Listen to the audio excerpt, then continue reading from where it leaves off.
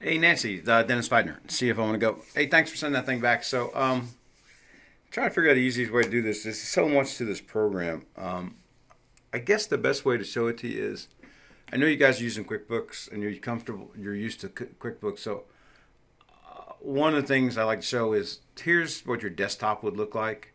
Um, you've got jobs, purchase order, subcontracts, all the things that you would do for the project side.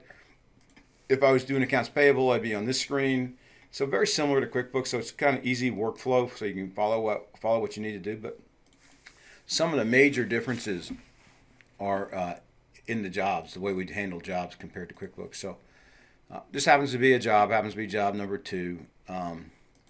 We have different statuses. It could be in a bid status. It could be bid and that we didn't get it, or most of them are going to sit in current. That's as the contract's proceeding along.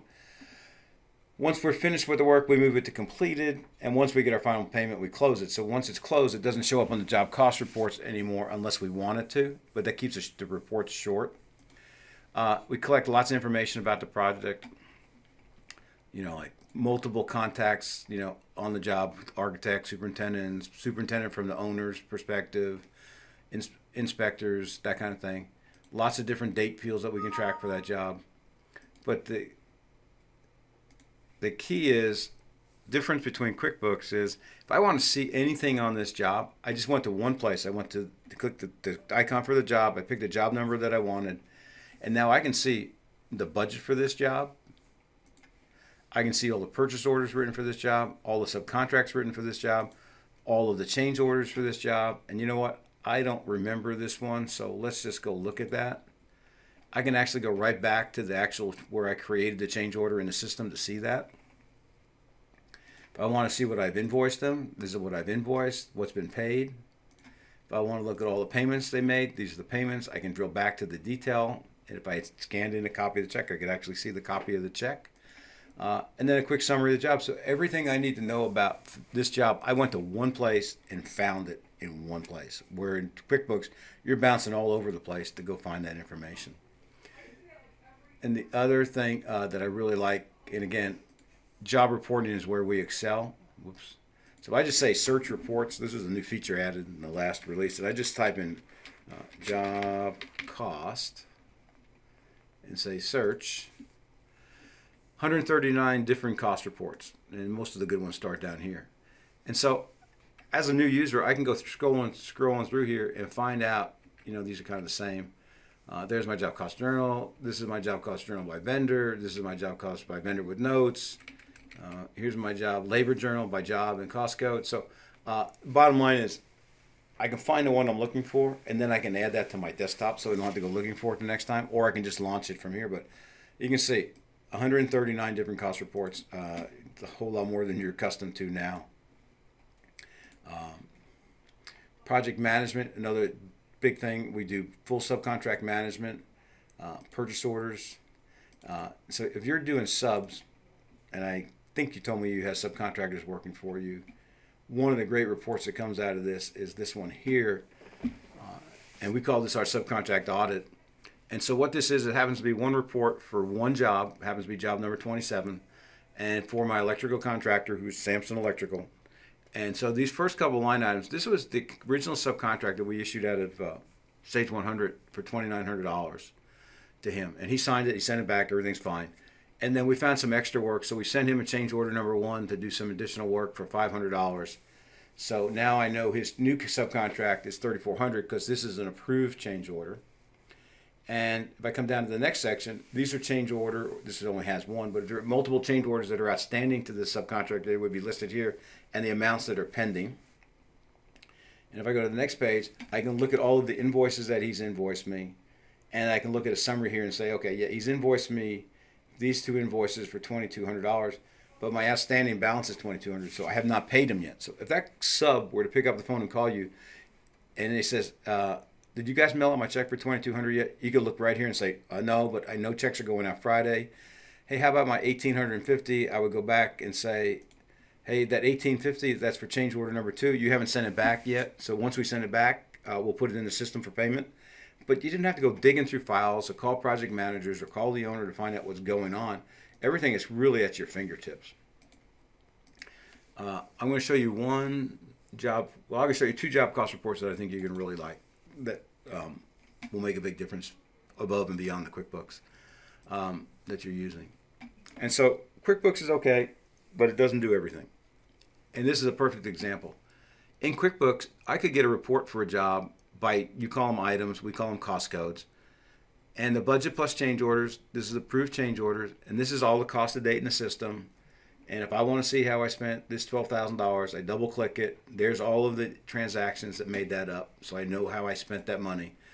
But what we do in addition is if you have subcontracts written, but you have not been invoiced yet, then there's what we call committed subcontract cost here. And then if you've written purchase orders to buy materials or something and you have not received an invoice for, that commitment is here. So if I go to line 6400 here, I had a $3,400 budget. I spent $2,700. So in QuickBooks, you would go home, what we call the fat, dumb, and happy, because everything looks great here. I still have $800 left, that I could spend. But the problem is that somebody in your company has already written a purchase order for an additional $2,500 worth of cost with the purchase order. So when that invoice comes in, and you can bet dollar to donut that if you wrote a PO for $2,500, you are going to be invoiced for $2,500 at some point before this job is over or right after it's over. And now you're not $800 happy.